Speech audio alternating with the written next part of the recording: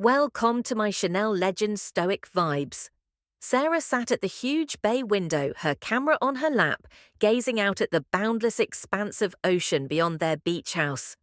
The mellow light of the late afternoon sun projected a warm golden tint across the sea, and the quiet crashing of waves broke the silence that had formed between her and Ethan during the previous few months. Max, their golden retriever, reclined her feet, his head resting on her lap and sighing blissfully. Sarah stroked his fur absent-mindedly, deep in thought Ethan had been working late again, preoccupied with his current design project. It wasn't uncommon for him to skip supper these days, and Sarah had become accustomed to eating alone, accompanied only by Max. She knew the importance of Ethan's work. His career had always been his passion, but she had recently begun to feel invisible. Their once intense relationship seems to have faded into routine talks and fleeting displays of affection, leaving her yearning for the intimacy they once enjoyed. Max had become her regular company throughout these lonely times. She took him for long walks down the beach, taking comfort in the simplicity of his presence. He didn't ask for much, only her presence, and in exchange he offered her the unconditional love she thought she lacked. From Ethan, the camera had also become her escape, capturing the fleeting beauty of the world around her. Her to fill the void inside, Sarah looked at the clock as the sun began to set. Ethan had promised to be home for dinner today. But the hours passed with no sign of him. A knot of frustration formed in her chest, which she swiftly pushed down. She did not want to argue. Not again. Instead, she grabbed Max's leash and her camera, intending to go for a stroll. Before the last light of day faded, Sarah and Max were walking along the shore, and the air was fresh, the rhythmic sound of Max's paws in the sand, and the distant call of seagulls offered a soothing soundtrack to her racing thoughts. She raised her camera to photograph the golden light streaming across the waves, but her heart was not in it. Even when Ethan was present, she couldn't shake the feeling of being alone when they returned to the house.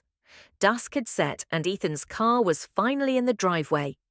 Sarah's heart eased briefly, but anxiety returned when she entered the house and discovered him sitting at the dining table staring at his phone. He did not look up when she stepped in. "Hey," she replied, unclipping Max's leash. Max dashed towards Ethan, wagging his tail, but Ethan scarcely recognized him. "Sorry, I'm late," Ethan murmured, his gaze still fixed on his phone.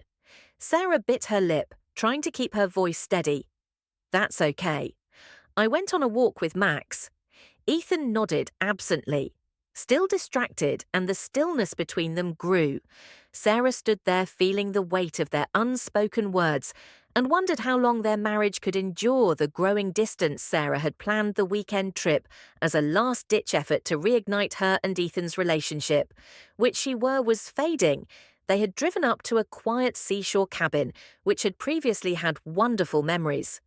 Now that they were seated across from one another at the small wooden dinner table, the air between them was thick with unsaid tension. Sarah's heart fell as Ethan scanned through his phone. Ignoring the supper she had prepared, she stared at him, the weight of his absence palpable. "Even though was physically present housework?" she inquired, attempting to entice him into conversation. Ethan looked up, his eyes fatigued, and gave a shrug. "Busy, always busy." His tone was bland and contemptuous. Sarah clenched her hands under the table. The answer was always the same: no depth, no connection. She suppressed her frustration and tried again, this time with a lower voice. "I miss you, Ethan. I feel like you aren't here anymore." Ethan's expression darkened at her words. He dropped his phone on the table and exhaled heavily, rubbing his temples. "I am doing the best I can, Sarah. I'm providing for us. Isn't this enough?" "It's not just about providing," Sarah explained, her voice shaking. "I need you with me, not only physically but emotionally lately. It feels like you're a million miles away, and Max is the only one who has been there for me." Ethan's gaze shifted to the puppy, who lay blissfully at Sarah's feet. His jaw tensed, and Sarah saw a glimpse of something unreadable in his gaze. "Max, are you talking about the dog now?" His voice was icy with the hint of distrust that sent a shiver through Sarah. She blinked, puzzled by his reaction. "What do you mean? Max has simply been company. I have been lonely, Ethan, and he is. I've noticed how much time you spend with him." Ethan cut her off, his tone low and strained. "You're always with him, chatting to him and taking him places. It's as if he replaced me." Sarah felt her stomach drop. "What, Ethan? That is crazy. He's a dog, for God's sake." But Ethan was not listening. He pushed away from the table and stood walking across the room. "It's not only about the dog, Sarah. I realized how remote you have become. You never speak to me like you used to. Maybe I haven't been around much, but you don't even bother to reach out anymore." Sarah stood up, her heart thumping. "I haven't reached out because you're never available. I attempted to chat to you, Ethan, but you are constantly preoccupied with work or your phone. When I need someone to listen, Max is the only person who does, but he's just a dog." Ethan turned to face her, his eyes filled with a mix of rage and something darker hurt. "Maybe the problem is that I'm not enough for you anymore." His words hit her like a punch before she could say anything. Ethan grabbed his jacket and walked out of the cabin, slamming the door behind him, leaving Sarah standing there, tears dwelling in her eyes. Ethan sat at the edge of a rocky cliff, watching the sun rise over the water the night he rushed out of the cottage. He drove aimlessly till he came across this location far from the chaos and agony. Now, when the early morning light broke through the clouds, he felt the weight of his axe crushing against his chest. He realized he'd overreacted. His mind had transformed Sarah's words and deeds into something they were not. The more he thought about it, the more he knew his envy and wrath were about his own guilt, not Max's. He had been missing both physically and emotionally for far too long. Sarah had reached out to him in her loneliness, but he shoved her away. He had let work consume him, allowing her to seek consolation in their dog because he had not been present for her. Ethan sighed deeply and ran a hand over his hair. He could not believe how much they had drifted apart. He adored Sarah more than anything, but his own anxieties had blinded him to her requirements. He knew he had to make things right and repair the harm he had caused before it was too late. As he drove back to the cabin, he felt a sense of urgency when he arrived. He saw Sarah sitting on the porch with Max by her side. She appeared tired, her eyes red from crying, but there was a quiet strength in her posture that made his heart hurt. Ethan got out of the car, his hands quivering slightly.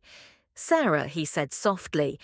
As he neared her, she looked up, her expression unreadable, but did not move. Max wedged his tail when Ethan arrived, as if he sensed the importance of the moment. Ethan stood in front of her, aware of the weight of the silence between them. "I'm sorry," he admitted, his voice breaking. "I have been an idiot. I let my anxieties get the best of me, and I wounded you. I know I haven't been there for you as much as I should have been, and I regret making you feel as if you had to turn to Max because I wasn't enough." Sarah's G softened, and she stood up, arms protectively wrapped about herself. "I did not turn to Max because you weren't enough. Ethan, I turned to him because I was lonely and needed someone, but I've never stopped needing you. I just didn't know how to contact you anymore." Ethan's heart squeezed. "You don't need to contact me anymore. I'm here now to fix this. I know I've been neglecting you, Sarah, but I still love you. I love you more than anything else, and I'm willing to do whatever it takes to make things right." Sarah's eyes welled up with tears of relief. "I love you too, Ethan," she whispered. "I've always loved you." They stood there, the early morning light enveloping them in warmth, holding one another for the first time in what seemed like forever. Max crawled cheerfully at their feet, a silent reminder of the loyalty and affection that had always existed even in their darkest hours.